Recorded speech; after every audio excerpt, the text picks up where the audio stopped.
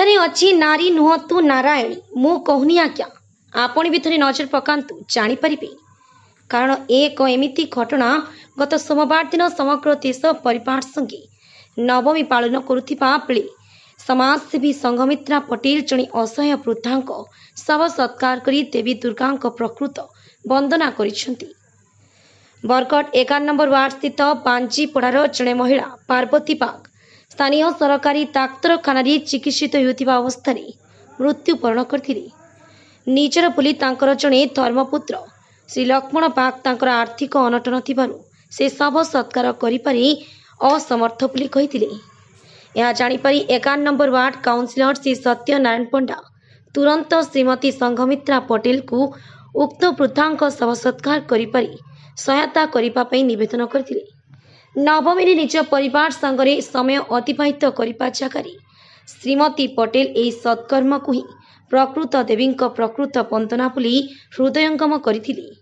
विलंब न करी श्रीमती पटेल श्रीजुक्त पंडा सह मिसी बरगढ़ जीरा नदी कूल थिबा नदीपड़ा श्मशान रे उक्त महिला शव सत्कार करथिले। एही महत् कार्य पड़ार देवेंद्र अजित शंभु और संजय सहित समाजसेवी विकास राउल मध्य सहायता करथिले। जड़े मृत व्यक्ति को मुखाग्नि देवा केवल पुरुषर अधिकार बोली एक धारणा आम समाज रही आछि।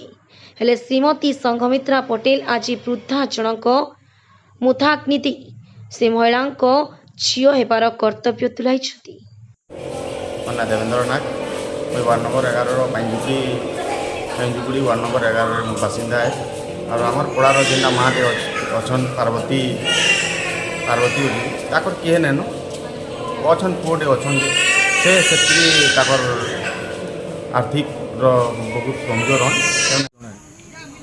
से देह बेमार थिला से एक्सपायर करिगले ताकर किहे नहीं ना पुओ अच्छे ना झील अच्छे कहीं ना किंतु आमर बांजीपड़ावासी एते सहृदयान से माने से सब बेले खाना पीना देकरी आज इतार घरे काली सेतार घरे परदिन सेतार घरे रोचे समस्त को से बहुत भल पाए और समस्त सागे मिलमिशिकी रोचे आम जिते बेले यहाँ डेड बॉडी के हॉस्पिटल नहीं पढ़ा के गलु पढ़ावासी कांदी पका निजर ने थी ब्यूरो रिपोर्ट द के न्यूज़ 10।